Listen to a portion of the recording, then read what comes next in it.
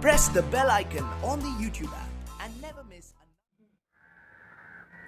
Hi students, तो एक बार फिर से मैं आप सभी का सेमिनरी क्लासेस में स्वागत करता हूं।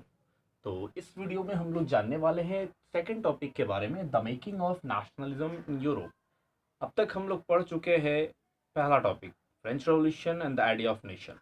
अब इसमें हम लोग जानेंगे कि कैसे यूरोप में नेशनलिज्म का फॉर्मेशन होता है, क्या क्या सूरत हाल होती है वहाँ पे। हम लोग फ्रांस के बारे में तो पढ़ ही चुके हैं, आगे कुछ और कंट्रीज़ के बारे में पढ़ेंगे और थोड़ी बहुत फ्रांस की चर्चा भी इसमें फिर से होने वाली है, क्योंकि हम लोग थोड़ा पीछे जा रहे हैं 1750s में। तो 1750s यानी कि मिड 18th सेंचुरी, 18वीं शताब्दी के मध्य में होता क्या है। 18वीं शताब्दी के मध्य में कि यूरोप में कोई नेशन स्टेट का कॉन्सेप्ट नहीं था। अगर वहाँ आप 1750 में किसी तरह से टाइम मशीन का यूज़ करके चले जाते हैं और वहाँ उस टाइम पे किसी से पूछते हैं कि भैया आप किस देश के हैं, आप किस देश के वासी हैं, आपकी नेशनलिटी क्या है, तो उन्हें कुछ पता ही नहीं चलेगा कि ये सवाल क्या है, क्योंकि उस समय इसका कोई मतलब ही नहीं था। नेशनलिटी तो तब होगी जब नेशन होगा। नेशन नाम का कॉन्सेप्ट उस जमाने में था ही नहीं, ना ही कोई फिक्स्ड एक बाउंड्री थी, ना ही कोई एक फिक्स्ड किंग था सबके लिए, ना ही कोई लोगों के बीच में कॉमन आइडेंटिटी थी। सिस्टम क्या था कि एक राजा वगैरह हुआ करता था और वो ए पे भी रूल कर रहा, बी पे भी रूल कर रहा, सी पे भी रूल कर रहा। ये तीनों जगह पे, चारों जगह पे एक किंगडम का साम्राज्य चल रहा है, मतलब कि एक तरह से किंग का राज चल रहा है।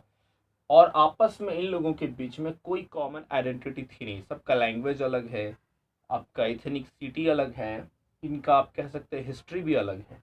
एग्जाम्पल के तौर पे देखा जाए, हैब्सबर्ग एम्पायर जो कहीं ना कहीं ऑस्ट्रिया वगैरह पे रूल कर रहे थे, कुछ और भी जगह पे रूल कर रहे थे, बोहेमिया, सुडेंटलैंड, अल्पाइन रीजन, आपको इनमें से किसी भी रीजन का नाम याद रखने की ज़रूरत बिल्कुल भी नहीं है, क्योंकि ये सब नाम याद रखने के बाद होगा ये कि शायद आप अपना नाम भूल जाए। तो ये सब एग्जाम में पूछेगा नहीं नाम वगैरह। बोहेमिया, सुडेंटलैंड, अल्पाइन रीजन, ये कुछ ऐसे रीजन है जो अलग अलग यहाँ पर लोग रहते हैं, अलग अलग भाषा बोलते हैं, अलग अलग इनकी एथनिसिटी है, इनकी हिस्ट्री अलग है, आपस में कुछ भी इनके अंदर कॉमन है ही नहीं। सिर्फ एक चीज कॉमन है कि ये राजा इनके लिए कॉमन है, यानी कॉमन एलिजियंस टू रूलर। इनके अंदर में मतलब आपस में जो कॉमननेस अगर खोजा जाएगा तो सिर्फ एक कॉमननेस मिलेगा कि वो सारे लोग एक ही राजा के द्वारा रूल किए जा रहे हैं और इनके अलावा कोई कॉमननेस नहीं। तो आप समझ रहे हैं कि कॉमन आइडेंटिटी है नहीं तो नेशन होगा कैसे। जैसे कि हमने डेफिनेशन में पढ़ लिया है कि नेशन में कॉमन आइडेंटिटी होना बहुत ही ज़रूरी है, और वो भी ऑलमोस्ट हिस्ट्री और डिसेंट वाली। अब हम लोग आगे बात करते हैं कि यूरोप में कैसे अलग अलग तरह के लोग रहते हैं और अलग अलग लोग रहने के बावजूद कैसे आपस में उनमें एक कह लीजिए कि यूनिफिकेशन वाली फीलिंग आती है।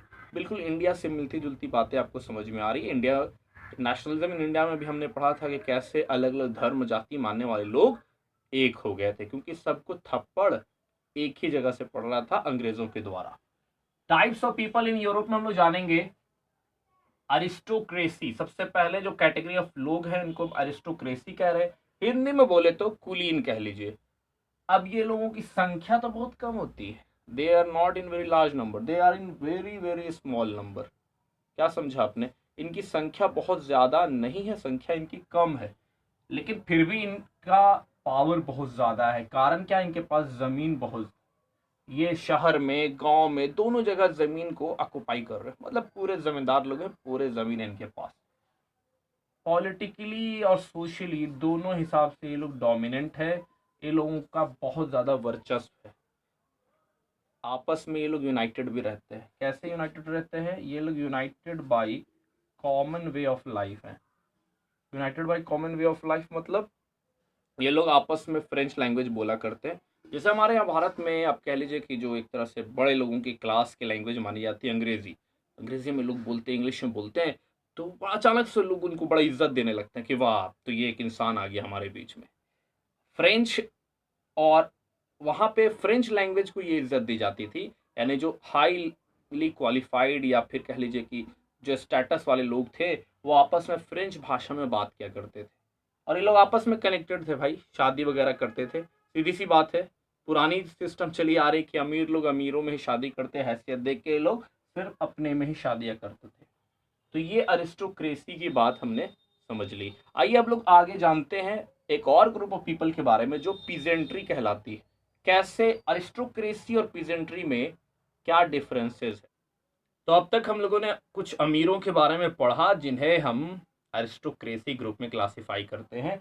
उनकी संख्या तो बहुत कम होती है लेकिन उसके बावजूद पावर बहुत ज़्यादा होता है। क्यों? क्योंकि उस ज़माने में सबसे इम्पोर्टेंट चीज़ ज़मीन थी और ज़मीन उनके पास ज़्यादा संख्या में थी।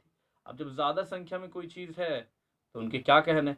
तो आप समझ लीजिए कि उन रईसों के एक चोचले ये भी थे कि वो आपस में फ्रेंच लैंग्वेज में बात करते थे। जैसे हमारे यहाँ लोग अंग्रेजी झाड़ते थे वैसे वो लोग फ्रेंच झाड़ा करते थे आपस में।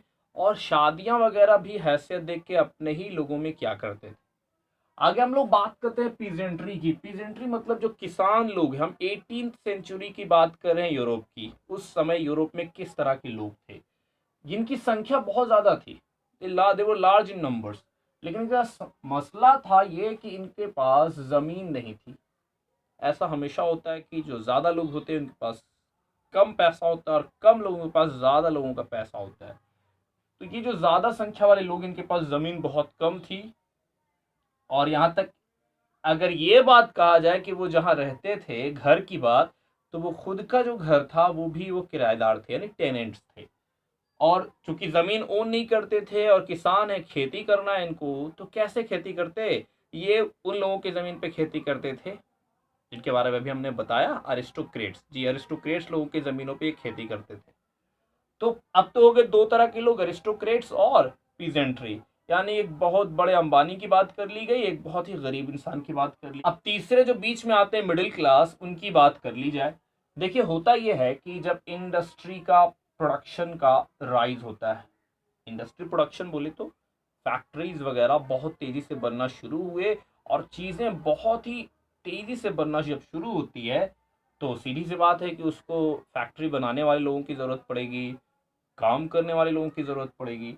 तो ये जब हम कह सकते हैं कि इकोनॉमी हमारी एग्रीकल्चर से इंडस्ट्री पे थोड़ा मूव हुई, उस टाइम पे एक नए क्लास ऑफ पीपल इमर्ज होना शुरू हुए। उनकी शुरुआत होनी मतलब वो भरना शुरू हो गए।